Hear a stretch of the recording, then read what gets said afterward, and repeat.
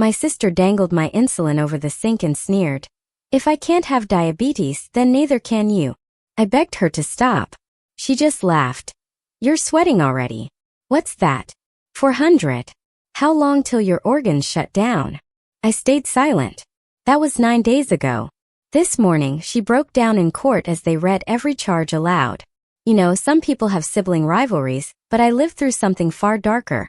A calculated, chilling betrayal that nearly cost me my life. All because my sister was jealous of my type 1 diabetes. It was an act of pure, unadulterated cruelty that still makes my blood run cold. My older sister, Jade, was 5 years my senior, and from the moment I was diagnosed, she treated my diabetes like a personal insult, a spotlight stolen from her. She'd hide my glucose meter right before meals, knowing how critical it was to check my sugars. My emergency juice boxes, meant to save me from a dangerous low, would vanish into thin air, and she'd constantly whisper to our parents that I was just using my condition for attention. When I was just 10 years old, she actually threw away my insulin before a family trip. Can you even imagine? I ended up in the ICU. Still, she continued to spread rumors at school, telling everyone I was faking it for special treatment. My parents, bless their hearts, just told me to be patient, that she was just jealous of the medical attention. They had absolutely no idea how dangerous her jealousy would become.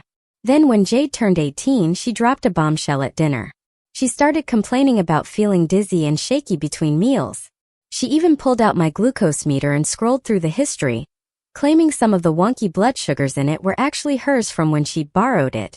My mom, instantly worried, booked her an endocrinologist appointment that same day. And Jade? Oh, she immediately started telling all her friends she was probably about to get diagnosed with diabetes. The blood tests came back perfect levels. But Jade, of course, insisted they'd missed her reactive hypoglycemia. Within a week, she was demanding the exact same meal schedule and accommodations I had, timing her fake symptoms to match my real insulin schedule. Every single week brought new, dramatic lows for Jade. Never mind the inconvenient truth that to get dangerously low blood sugars, you actually have to be injecting insulin, which Jade absolutely was not. Logic didn't apply here. She'd collapse in stores, shaking uncontrollably, demanding juice, sending bystanders into a panic. She studied my real symptoms, perfecting them. The specific way my hands trembled, the confusion that came with low blood sugar, even the particular slur in my speech when my glucose dropped too fast. She'd time her fake episodes for maximum impact. Once, she staged a severe crash during my birthday party, convulsing on the floor until someone gave her cake. The paramedics who arrived found her blood sugar perfectly normal, but she just claimed their meter was broken. Our parents spent thousands on specialists who, of course, found nothing wrong. Jade even joined diabetes support groups, spreading misinformation to actual diabetics. Then, she decided the reason she was having low blood sugars without injecting insulin was because of proximity exposure to my insulin. So, she demanded separate refrigerators. She'd wake our parents at 3 a.m., claiming dangerous lows, forcing them to make her food while I handled my real overnight blood sugar issues alone, because, you know, I'm not an infant. The truth finally exploded at Thanksgiving.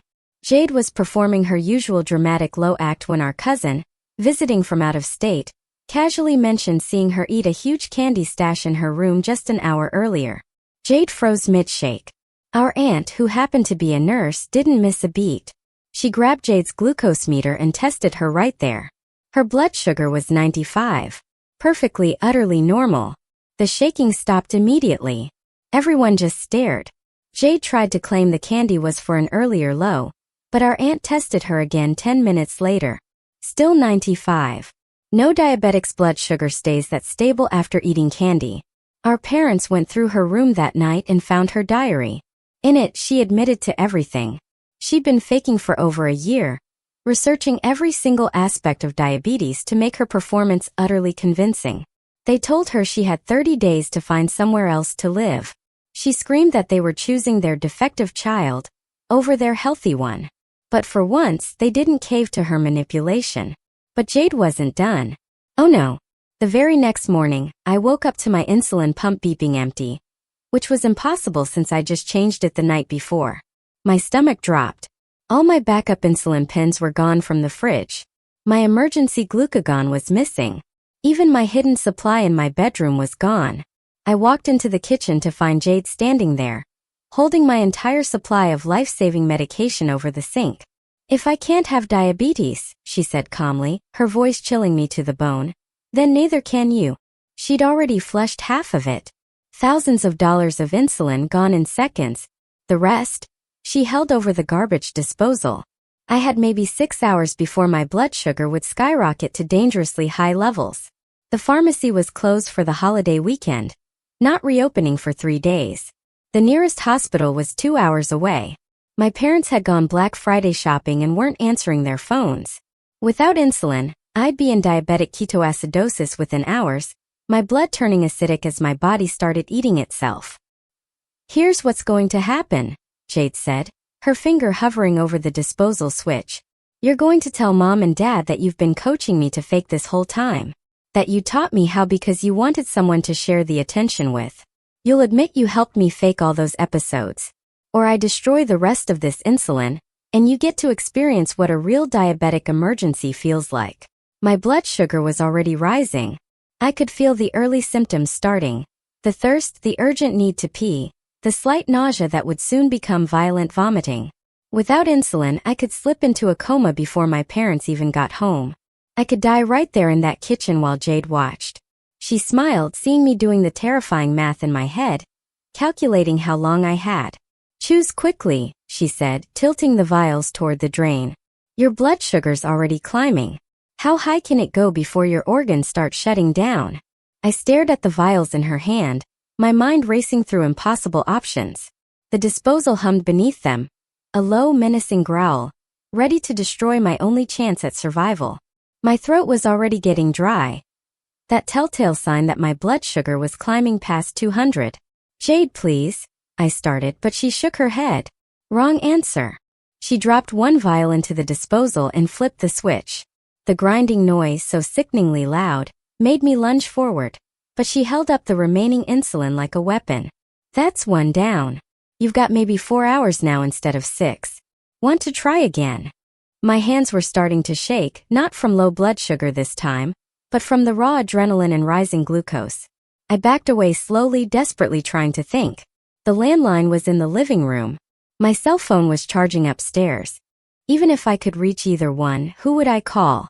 My parents weren't answering. The pharmacy was closed. An ambulance would take at least 30 minutes to arrive, and Jade would destroy everything before they got here. I can see you calculating, Jade said, moving to block the kitchen doorway. There's no way out of this. Just tell them what I want you to say, and I'll give you back your insulin.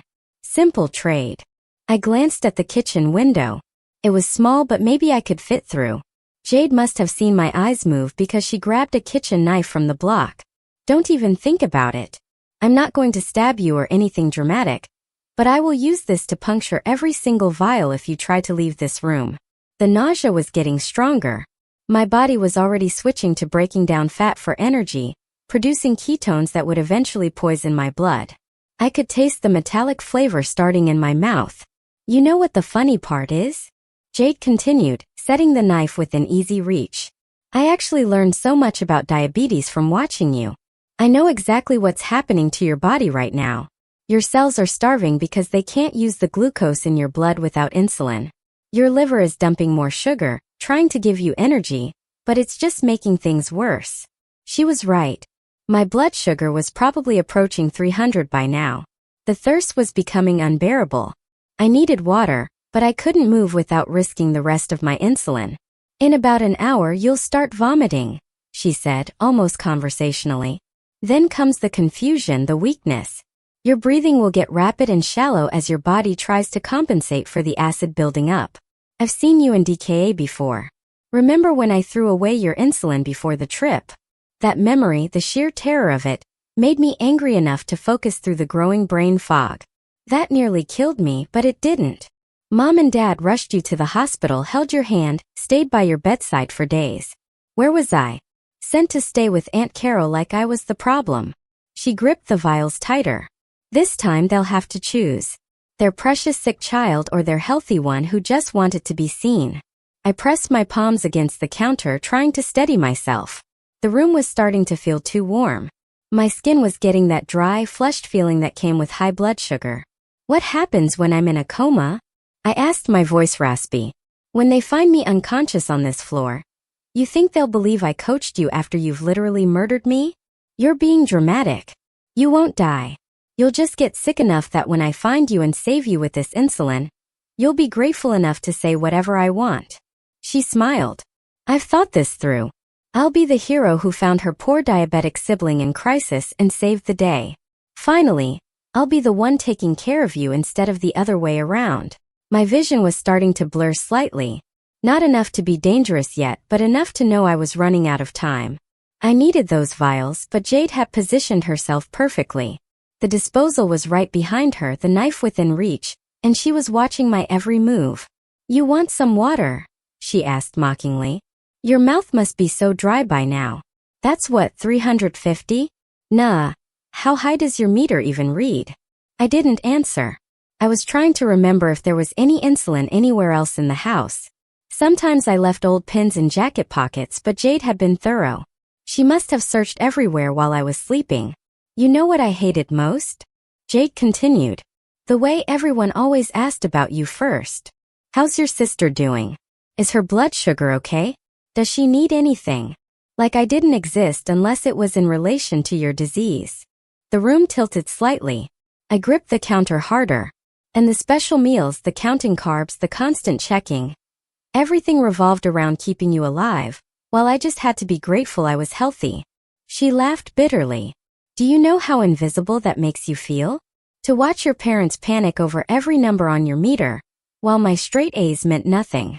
I wanted to argue to tell her she was wrong, but my energy was fading. The ketones were building up faster now. My breathing was getting heavier. That's why I had to do it, she said. I had to show them what it felt like to worry about me for once, to rush me to appointments, to check on me in the night, to put my needs first. But it was all fake, I managed to say, the words thick on my tongue. So what? The attention was real. The concern was real. For once, I mattered as much as you. She held up the vials again. And now I'm going to matter more because when you tell them you helped me, they'll realize you're not the perfect sick child they thought you were. You're just as capable of manipulation as anyone else. My legs were getting shaky. I needed to sit down, but I couldn't show weakness. Not yet. The thing is, Jade continued, I actually got pretty good at faking lows. The shaking, the confusion, the way your eyes go unfocused. I practiced in the mirror for hours. But you know what? I could never fake this. She gestured at me. The way your skin gets that weird dry flush, the fruity smell on your breath, the way you keep swallowing because your mouth is so dry. That's real diabetes. That's what's going to kill you if you don't agree to my terms. I could feel my heart racing, trying to pump the thickening blood through my system. The insulin in her hand was my only chance. But I couldn't give her what she wanted. If I told our parents I'd helped her fake diabetes, they'd never trust me again. Every real symptom I had would be questioned. Every emergency would be doubted. Tick-tock, Jade said. How high can you go? 500? 600? I've seen your meter error out at 600 before. Remember? You were so sick you couldn't even stand up. The memory made me sway. That had been one of the worst days of my life. And now I was heading there again. But this time the insulin was right in front of me, held hostage by my own sister. You're sweating, she observed. That's new. Usually you get all dry and flushed. Must be the adrenaline mixing with the high blood sugar. Your body doesn't know whether to panic or shut down. She was right. I was caught between the fight or flight response and the growing lethargy of DKA. My muscles felt weak but tense, ready to spring if I saw an opening. I'll make it easy for you, Jade said. Just nod. Just nod yes, and I'll hand over one vial. Enough to get you through until you can properly agree to my terms. Otherwise. She moved her hand toward the disposal again. The grinding sound from earlier echoed in my memory. Thousands of dollars of life-saving medication destroyed in seconds. I thought about all the diabetics who rationed insulin because they couldn't afford it. And here was my sister destroying it out of spite. You're thinking too hard, she said. This isn't a logic puzzle. It's simple. Your life or your reputation? What matters more? Everything was starting to feel distant, like I was watching the scene from outside my body. That was a bad sign. Severe DKA could cause confusion, delirium, even hallucinations. I needed to act before I lost the ability to think clearly. One nod, Jade pressed. That's all. Just move your head down and up and this nightmare ends. But I knew it wouldn't end. Even if I agreed, even if I told our parents the lie she wanted, Jade would hold this over me forever. Every time she wanted something, she'd threaten to tell the truth. Or worse, she'd do this again. I'd spend my life at her mercy, never knowing when she might steal my insulin and watch me suffer. You're running out of time, she said. I can see it in your eyes. They're getting that glassy look. How long before you can't even understand what I'm saying? The kitchen felt like it was spinning slowly. I tried to focus on her face, but it kept sliding in and out of clarity. My breathing was definitely faster now. My body trying desperately to blow off the excess acid building up in my blood. This is what you put mom and dad through every time you have a crisis, Jade said.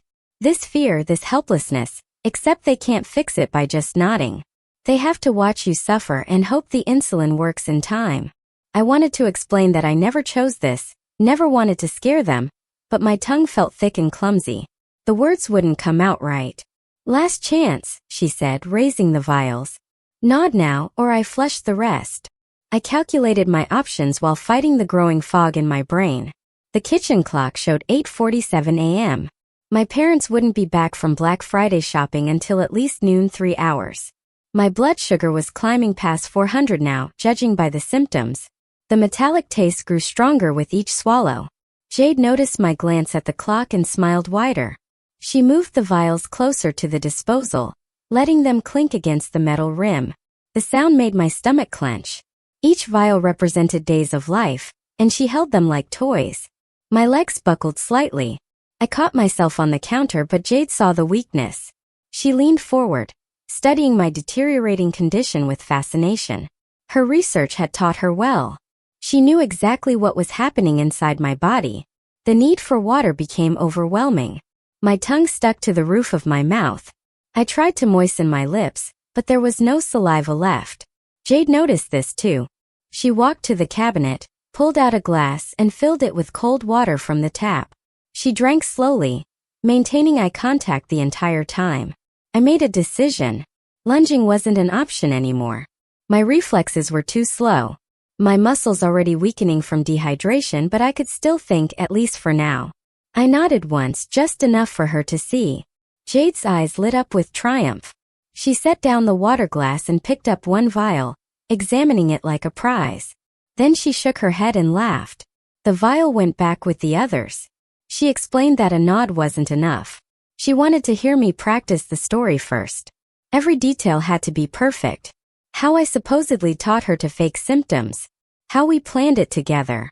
How I helped her research diabetes to make her performance convincing. She wanted me to rehearse until it sounded natural. My vision swam. The kitchen tiles beneath my feet seemed to ripple. I gripped the counter harder, fingernails digging into the laminate. The effort of standing was becoming monumental. My body was eating itself, breaking down muscle and fat for energy it couldn't use. Jade pulled out her phone and started recording. She wanted video evidence of my confession, proof that I was coherent and speaking voluntarily. She positioned the phone on the counter, adjusting the angle to capture both of us. I opened my mouth to speak, but only a croak emerged. My throat was too dry. Jade sighed dramatically and slid the water glass across the counter. I grabbed it desperately, gulping down the entire contents. The relief was momentary. Within seconds, the thirst returned worse than before. She demanded I start talking. I began stammering through her fictional narrative, but my words slurred together. The brain fog was thickening. Simple sentences became complex puzzles. Jade grew frustrated with my performance. She made me start over twice, each time threatening the insulin when I stumbled. The nausea hit suddenly. I doubled over, dry heaving into the sink. Nothing came up but bile. My stomach had been empty since dinner the night before. Jade stepped back in disgust but kept filming. She narrated my symptoms to the camera, documenting my decline like a science experiment. When the heaving stopped, I slumped against the counter. My legs shook uncontrollably. Not the practiced tremor of hypoglycemia, but the weakness of a body shutting down. I slid to the floor back against the cabinets. The cool tiles felt good against my feverish skin. Jade crouched down to my level, keeping the insulin vials visible. She reminded me that we weren't done. The confession needed to be complete and convincing, but forming coherent thoughts was becoming impossible. Words floated away before I could grasp them. She grew impatient with my deteriorating speech.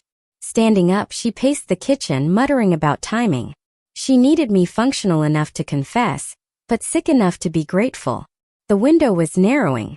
She checked her phone, calculating when our parents might return. I tried to stand, but my legs wouldn't cooperate. The room spun violently. I closed my eyes, but that made the nausea worse. My breathing had become rapid and shallow, my body trying to expel the building acid through my lungs. Each breath felt insufficient. Jade noticed my breathing pattern and nodded knowingly. She'd studied this too. Small respirations, she announced proudly.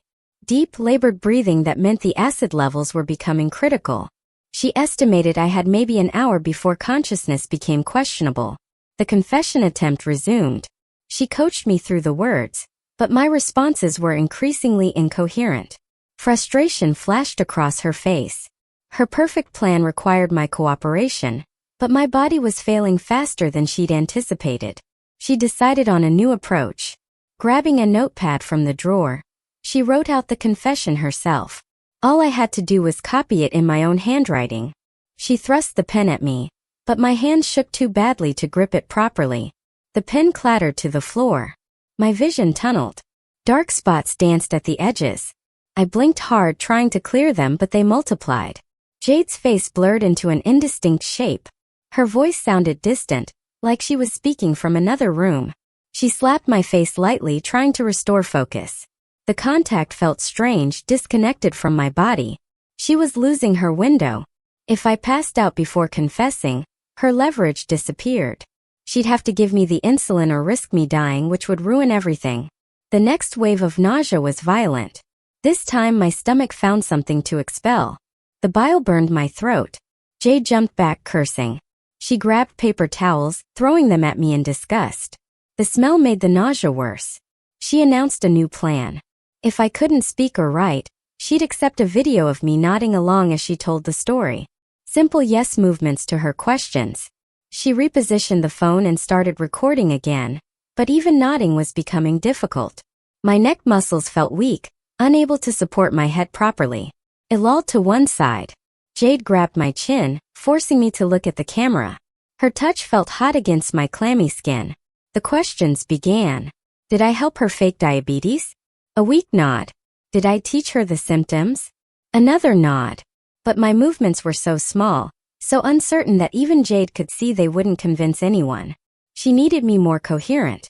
She made a decision. Opening one vial, she drew up a tiny amount of insulin in a syringe. Not enough to save me, just enough to stabilize me temporarily. She'd give me small doses, keeping me functional but dependent. Control through chemistry. The needle approached my arm. I tried to pull away but lacked the strength. Then a sound made us both freeze. A car door slammed outside. Jade rushed to the window, peering through the blinds. Our elderly neighbor, Mrs. Buffort, was getting her morning paper. Jade watched until Mrs. Buffort went back inside. The interruption had rattled her. She hadn't considered that others might notice something wrong. The neighborhood was usually quiet, but people were home for the holiday weekend. She returned to find me slumped further down the cabinets. My breathing was more labored. Each inhale a conscious effort. The insulin in her hand represented salvation, but she hesitated. Once she gave me any, she'd lose some control. Instead, she tried another tactic. She reminded me of all the times I'd gotten attention for my diabetes. Every hospital visit, every concerned teacher, every special accommodation. She listed them like crimes, building her case for why she deserved to fake the same condition. Her words faded in and out of my consciousness. I caught fragments about fairness, about being seen, about years of invisibility. But understanding required energy I didn't have. My body was conserving resources for basic survival. The doorbell rang. We both startled. Jade's eyes went wide with panic. She hadn't expected anyone. Through the kitchen window I could see a delivery truck. The driver stood at our front door with the package ringing again. Jade had to answer or risk suspicion. She quickly hid the insulin vials in her pocket and pointed the knife at me. A silent warning to stay quiet. Then she composed herself and walked to the front door. I heard muffled conversation. The driver needed a signature. Jade's voice sounded artificially cheerful, thanking him for working the holiday. The door closed. Her footsteps returned, quick and agitated. She found me trying to crawl toward the landline phone in the living room. I'd made it maybe 3 feet. My arms shook with the effort. She grabbed my ankle, dragging me back to the kitchen. The movement made my vision go white. Anger replaced her earlier calm. The interruption had shown her how precarious her plan was. Anyone could show up. Our parents might return early. A neighbor might notice something wrong. She needed to finish this quickly. She pulled out all the remaining vials, lining them up on the counter. One by one she named what each meant. This one was for the birthday party she ruined. This one for the family vacation that became about my medical needs. This one for every time Mom checked on me at night instead of her. The disposal hummed to life. She held the first vial over it, watching my face, but I could barely focus on her anymore. The room had taken on a dreamlike quality. Nothing felt real except the burning in my veins and the desperate need for air. She dropped the vial. The grinding sound lasted seconds. Thousands of dollars of medication destroyed. She picked up the next one, then the next. Each destruction accompanied by another grievance. Another moment she felt overlooked. Only 2 vials remained. My body convulsed, muscles cramping from dehydration and electrolyte imbalance. The pain cut through the fog momentarily. Jade watched with clinical interest. She'd never seen this symptom in her research. Real suffering looked different than performance. She knelt beside me again, holding the last 2 vials. Her offer had changed. She no longer needed a full confession, just agreement that I'd stay quiet about what she'd done. Let her tell whatever story she wanted. In exchange, I'd get enough insulin to survive. I tried to process her words, but thoughts scattered like smoke. My brain was starving for glucose it couldn't access. Neural pathways misfired. Reality fractured into disconnected moments. Jade's face, the vials, the knife, the ticking clock. She grabbed my shoulders, shaking me.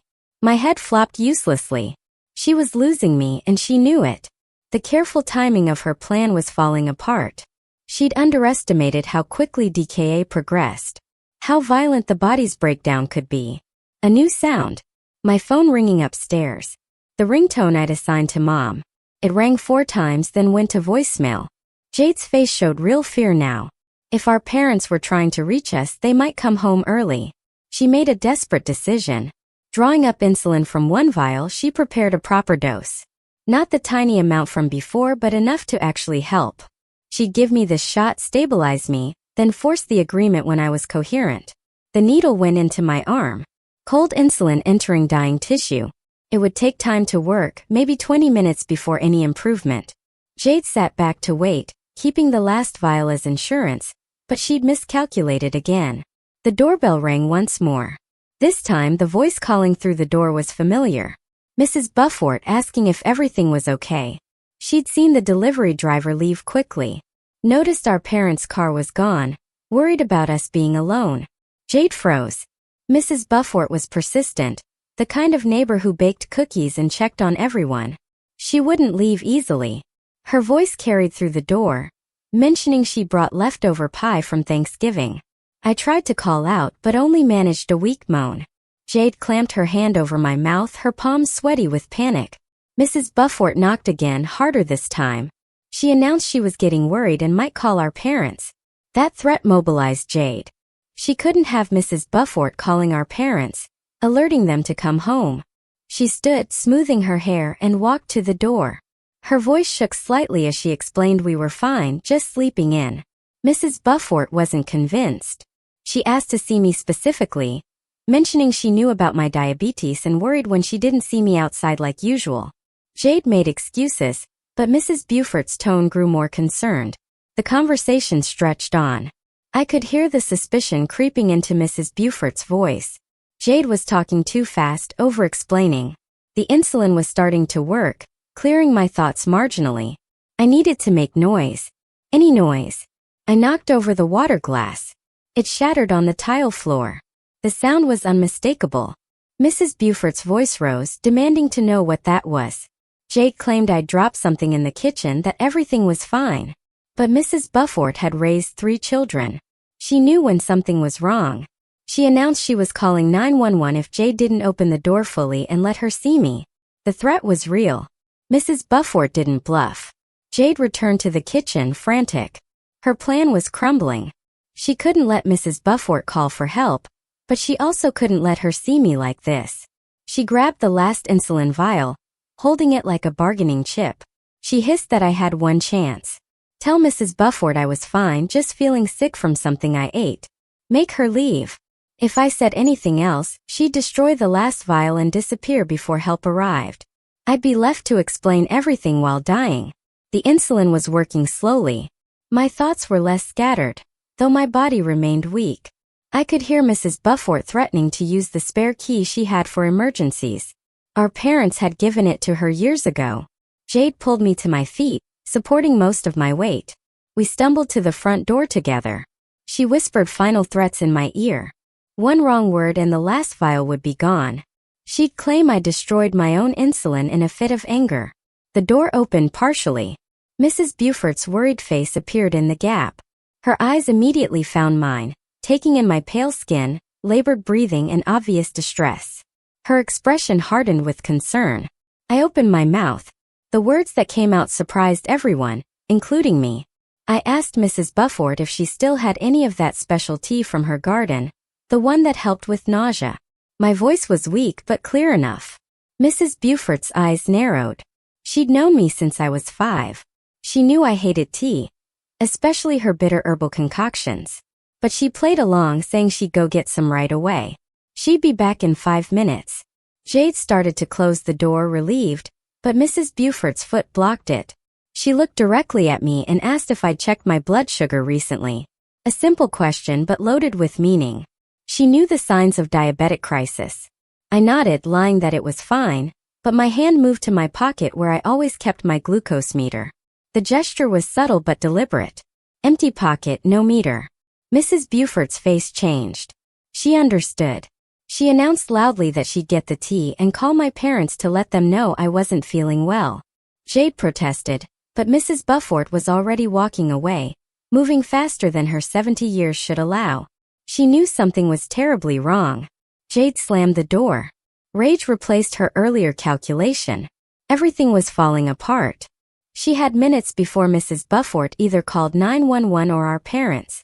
Maybe both. The game was over. She dragged me back to the kitchen, shoving me against the counter. The last vial came out of her pocket. She held it over the disposal one final time. If she was going down, she'd take me with her. Mutual destruction rather than defeat. But the insulin was working more now. My mind was clearing enough to think tactically. I reminded her that destroying the last vial meant she'd have to explain my death. No story would cover that. She'd go to prison. Real prison, not just family consequences. She hesitated. Pressed on. Words coming easier now. If she gave me the insulin, I'd tell everyone I'd accidentally destroyed my supply. A stupid mistake while half asleep. She could confirm the story. Be the hero who helped me through the crisis. Our parents would forgive her previous lies in light of her help. The offer hung between us. Jade calculated rapidly. She could hear Mrs. Beaufort's voice outside, probably on her phone already. Time was running out. Either she committed to destroying me completely or salvaged what she could. Sirens in the distance, faint but growing louder. Mrs. Beaufort hadn't waited. Help was coming. Jade's window for deciding was closing with each second. She looked at the vial, then at me, then at the door. She made her choice. The vial flew across the room, smashing against the wall. Glass shards and precious insulin splattered across the floor. The last of my salvation destroyed in a moment of spite. Jade smiled coldly. If she couldn't win, neither of us would. But I smiled back. Because during our struggle, while she'd been distracted by Mrs. Beaufort, I'd done something she hadn't noticed. The syringe she'd used earlier, the one with a partial dose, had rolled under the counter. I'd grabbed it while she dragged me to the door. There was still insulin in it. Not much, maybe 2 units, but enough to keep me alive until help arrived. I'd hidden it in my waistband, waiting. Now, as sirens grew louder, I pulled it out and injected the remaining dose. Jade's face went white. She hadn't destroyed everything after all. Her final act of cruelty had failed. She ran for the back door, but it was too late. Red and blue lights were already flashing through the windows. Mrs. Buffort had given them our address. Paramedics burst through the front door. Mrs. Buffort right behind them with her spare key. They found me on the kitchen floor, conscious but weak, surrounded by broken glass and destroyed medical supplies. Jade stood frozen by the back door, caught between fleeing and facing consequences. The next minutes blurred together. Paramedics checking vitals, starting 4 lines, administering emergency dextrose, police officers arriving, taking in the scene, Mrs. Buffort explaining what she'd witnessed. Jade trying to spin stories that fell apart under basic questioning. My blood sugar stabilized slowly. The immediate danger passed, though I'd need hospital monitoring. As they loaded me onto a gurney, I heard Jade telling officers I destroyed my own insulin during an argument, but the evidence told a different story. The knife she'd threatened me with still lay on the counter. The video she'd recorded on her phone showed my deteriorating condition and her demands. The destruction in the kitchen, the glass shards with insulin residue, all painted a clear picture of what had transpired. Our parents arrived as the ambulance prepared to leave. Mom's face went from confusion to horror as officers explained what they'd found. Dad stood silent, processing how badly they'd misread the situation. They'd enabled Jade's jealousy until it nearly killed me. The hospital room smelled like disinfectant and stale coffee. I watched the 4 drip steadily into my arm, each drop carrying the insulin my body desperately needed. The paramedics had stabilized me in the ambulance, but the doctors wanted to monitor me for at least 24 hours. My blood sugar readings showed the violent swings from the past few hours, evidence of how close I'd come to diabetic coma. Mom sat in the chair beside my bed, her face puffy from crying. She'd been apologizing nonstop since arriving, but I was too exhausted to respond. Dad paced by the window, occasionally stopping to stare at the parking lot below. Neither of them had mentioned Jade's name since the police took her away. A nurse came in to check my vitals. She adjusted the insulin drip based on my latest glucose reading, then left us in silence again. The steady beeping of monitors filled the void where conversation should have been. My throat still felt raw from the vomiting, and every muscle ached from the severe dehydration. Mrs. Buffort appeared in the doorway, holding a small potted plant. She'd changed out of her morning robe into proper clothes, but her face still showed the strain of the morning's events. Mom stood to hug her, fresh tears starting. They spoke in hushed tones near the door while I pretended to sleep.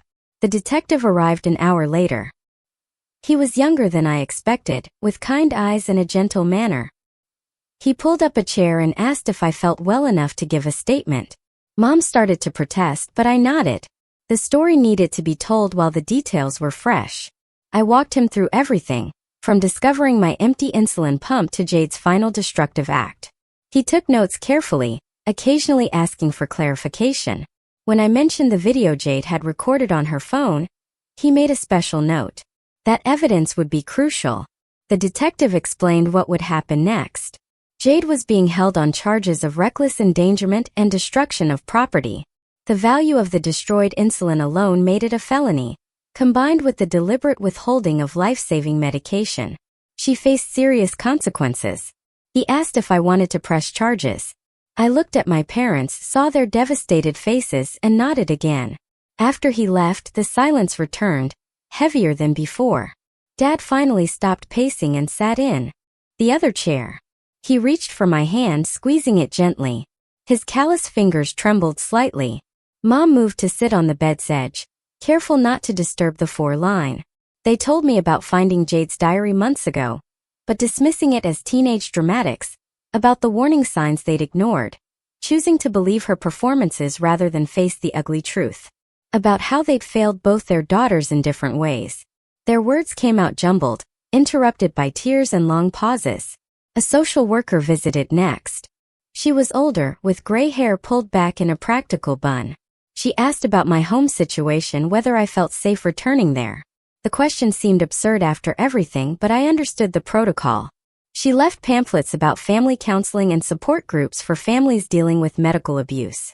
The endocrinologist arrived for evening rounds. Dr. Rollins had been my doctor since diagnosis, and her familiar face brought unexpected comfort. She reviewed my chart, adjusting my insulin regimen to account for the trauma my body had endured. She mentioned that stress could affect my blood sugar control for weeks, requiring closer monitoring. Night fell outside the window. The hospital cafeteria had long since closed, but Dad found vending machines somewhere. He returned with an armload of snacks, desperate to do something helpful. I managed a few crackers, my stomach still unsettled from the day's ordeal.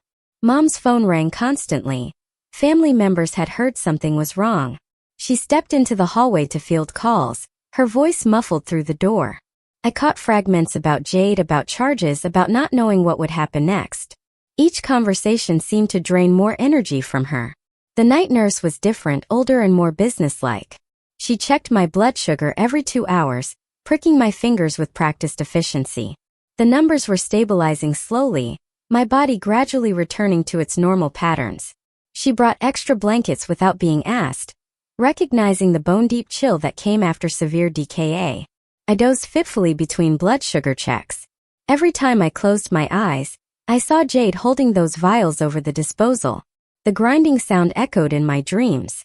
I'd wake gasping, convinced my insulin pump was beeping empty again.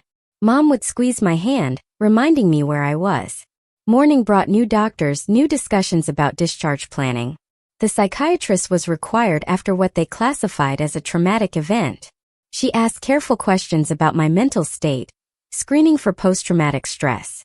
I answered honestly about the nightmares, the anxiety about my insulin supply, the fear that hadn't quite faded. Physical therapy came next. The severe dehydration had left me weaker than expected. The therapist helped me walk the hospital corridors, building strength back gradually. My legs shook with each step, muscles protesting after their ordeal. She assured me this was normal, that recovery would take time. The pharmacy delivered my new insulin supply directly to the room.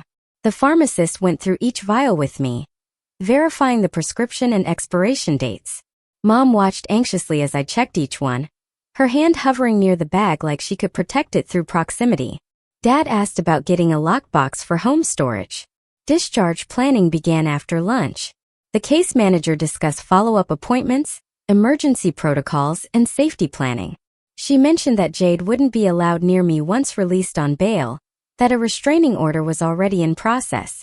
The words felt surreal, like we were discussing a stranger instead of my sister. Mrs. Buffort returned that afternoon with homemade soup. "I've been cooking all morning," she said, needing something to do with her hands.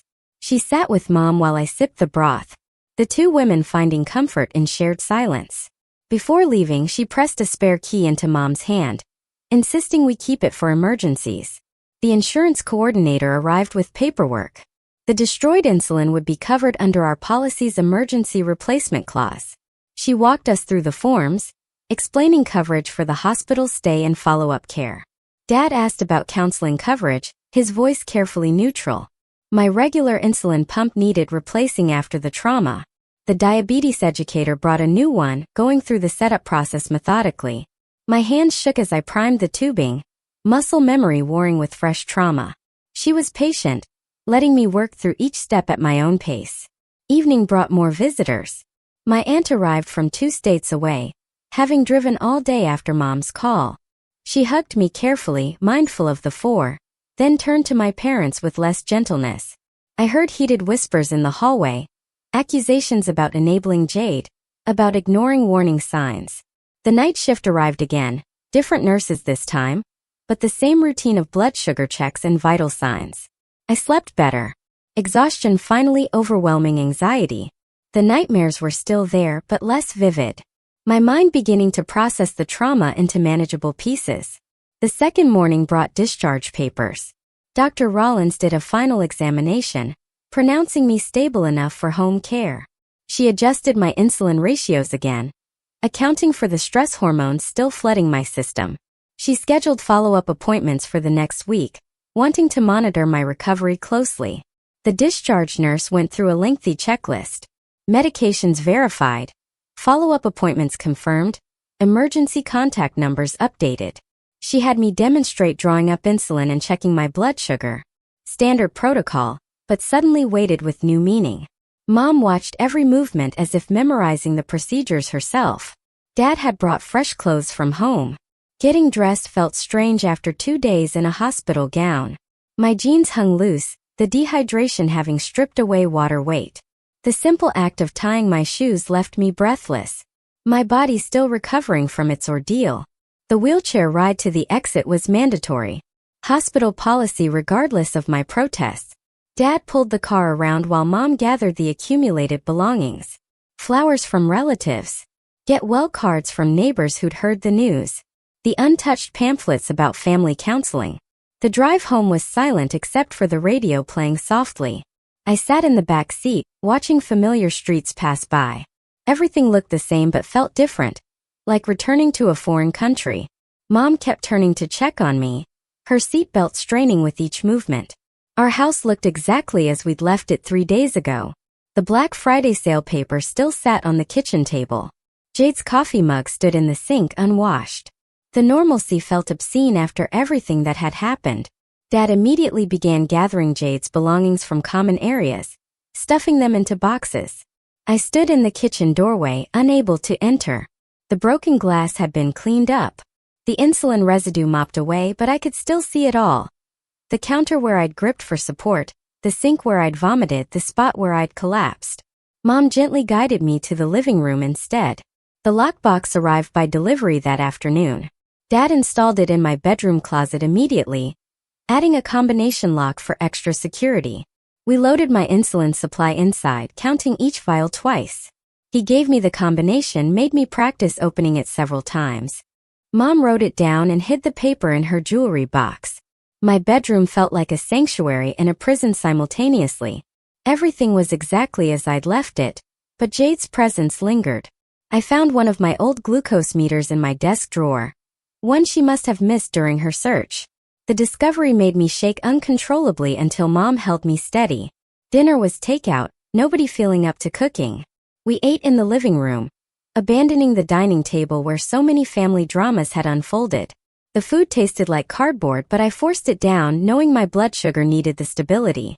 Dad obsessively checked the nutrition information, calculating carbs with new intensity. The doorbell rang after dark. We all froze, the sound triggering fresh anxiety. It was just another neighbor dropping off a casserole and expressing concern. Mom accepted it graciously while Dad and I remained hidden in the living room. The normalcy of suburban kindness felt jarring against our new reality. Bedtime brought new challenges. I checked my insulin supply 3 times before attempting sleep. Mom offered to stay in my room, but I declined. I needed to face this alone to begin rebuilding my sense of security. She compromised by leaving both our doors open, promising to listen for any distress. Sleep came in fragments. I woke every few hours to check my blood sugar, the routine now tinged with paranoia. Each reading was normal, but I checked twice anyway. The insulin pump hummed softly on my nightstand, its familiar sound, both comforting and triggering. Morning arrived with Mom already in the kitchen preparing breakfast. She'd researched low glycemic recipes overnight, determined to help manage my diabetes better. Dad sat at the table with a notebook, writing down questions for the lawyer he'd contacted. The pretense of a normal family breakfast felt forced but necessary. The pharmacy called to confirm my prescription refills were ready. Mom insisted on picking them up immediately despite having just received the hospital supply. She returned with bags of supplies, enough insulin to last a month. We added it all to the lockbox. The growing stockpile a tangible comfort. Dr. Rollins's office called to confirm my follow-up appointment. The receptionist mentioned they'd added extra time to the slot, understanding this visit would involve more than routine diabetes management. Mom marked it on 3 different calendars, her anxiety manifesting in over-preparation.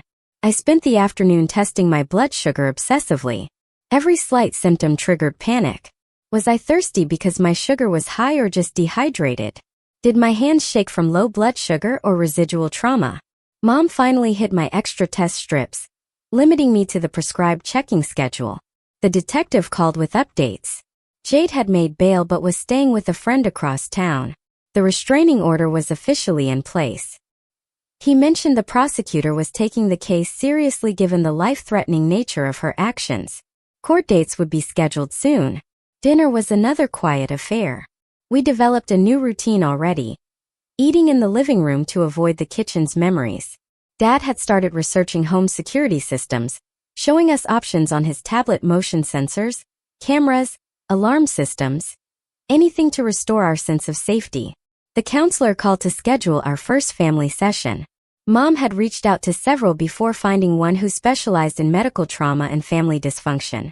The first appointment was set for next week, giving us time to process the immediate crisis before diving into deeper issues. Night fell with its familiar anxieties. I checked the insulin supply twice more despite knowing nothing had changed. Mom had started a log, documenting every vial's location and expiration date. Dad installed a baby monitor in my room, insisting it was just temporary, just until things felt normal again. The second night home was marginally better. I only woke twice to check blood sugars, only verified my insulin supply once. Mom appeared in my doorway during one check, wordlessly confirming she was still maintaining her vigil. We nodded at each other in the darkness, a silent acknowledgement of our new reality. Morning brought the beginning of routine. Breakfast, blood sugar check, insulin dose, recording everything in the logbook. Mom watched but didn't hover as much. Dad left for work reluctantly, calling twice before lunch to check in.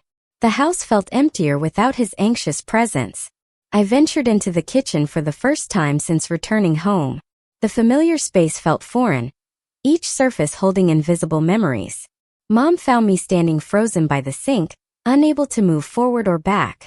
She gently led me through making tea, reclaiming the space one small action at a time. The mail brought medical bills and insurance paperwork. Mom sorted through them methodically, creating files for everything related to the incident. She'd already started the appeals process for the destroyed insulin, determined to have Jade's actions documented in every possible system. Mrs. Buffort stopped by with more food and a listening ear. She shared stories of her own family struggles, normalizing our pain without minimizing it.